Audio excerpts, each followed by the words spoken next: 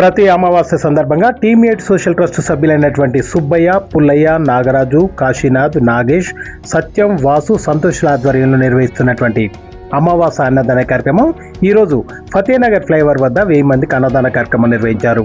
ఈ కార్యక్రమానికి ముఖ్య అతిథిగా ఫతేనగర్ డివిజన్ మాజీ కార్పొరేటర్ పండాల సతీష్ గౌడ్ హాజరై అన్నదాన కార్యక్రమాన్ని ప్రారంభించారు. ఈ సందర్భంగా టీమ్ ఎయిట్ సోషల్ ట్రస్ట్ సభ్యులను అభినందిస్తూ గత కొన్ని సంవత్సరాలుగా టీమ్ ఎయిట్ సోషల్ ట్రస్ట్ సభ్యులు హైదరాబాద్లోని పలు ప్రాంతాలలో అన్నదాన కార్యక్రమాలు నిర్వహిస్తూ పేదవారి కడుపులు నింపుతున్నారని, అన్నదాన కార్యక్రమం అంటే అన్నం, పప్పు, సాంబార్లతో కాకుండా పెళ్లిళ్లలో పెట్టేటువంటి విందు భోజనం పెడుతున్నారని తెలియజేస్తూ మంచి మనసుతో వీరు నిర్వహిస్తున్నటువంటి ఈ సేవా కార్యక్రమం దిగ్విజయంగా కొనసాగేలా ఆ దేవుడు ఆశీస్సులు ఇవ్వాలని కోరుకుంటున్నట్టు తెలియజేశారు. అలాగే నిరుపేదలైనటువంటి వారి ఇంట్లో పిల్లలకు పెళ్లిళ్ళు కూడా చేయలేని స్థితిలో ఉంటే టీమ్ ఎయిట్ సోషల్ ట్రస్ట్ సభ్యులను సంప్రదిస్తే అన్ని వారే సమకూర్చి పెళ్లిళ్ళు కూడా చేస్తున్నారని పండాల సతీష్ గౌడ్ తెలియజేశారు. టీమ్ ఎయిట్ సోషల్ ట్రస్ట్ సభ్యులు మాట్లాడుతూ, మేము గత కొంతకాలంగా హైదరాబాద్లోని వివిధ ప్రాంతాల్లో అన్నదాన కార్యక్రమాలు నిర్వహిస్తున్నామని, అలాగే ఇంట్లో పిల్లలకు పెళ్లిళ్ళు కూడా చేయలేని నిరుపేదలు ఎవరైనా ఉంటే మమ్మల్ని సంప్రదిస్తే వారికి సహాయం చేసి పెళ్లిళ్ళు చేస్తామని టీమ్ ఎయిట్ సోషల్ ట్రస్ట్ సభ్యులు తెలియజేశారు.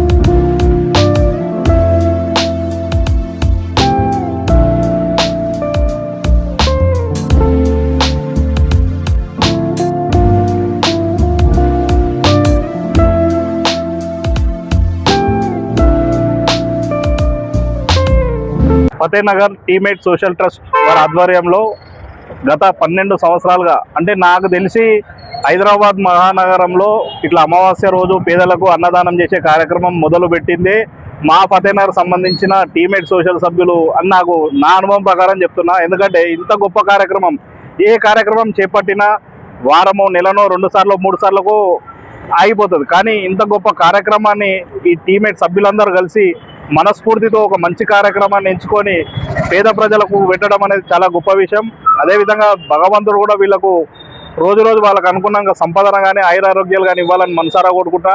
ఈ ఒక్క కార్యక్రమమే కాకుండా టీమేట్ సోషల్ సభ్యుల ఆధ్వర్యంలో వీళ్ళు పేద ప్రజలకు కూడా, ఎవరైతే తల్లిదండ్రులు లేరో, వివాహం చేసుకునే స్తోమత లేదో వారి యొక్క వివాహం కూడా వీరు సొంత ఖర్చులు భరించి ఘనంగా, ఎందుకంటే ఆ తేడా అనేది గమనించకుండా ఏ విధంగానైతే వాళ్ళు సొంత ఇంట్లో మనుషులకైతే పెళ్లి చేస్తారో ఆ విధంగా ఘనంగా చేసేదానికి కూడా వాళ్ళు ప్రతి సంవత్సరం ఒక పెళ్లి చేస్తూ పోతున్నారు.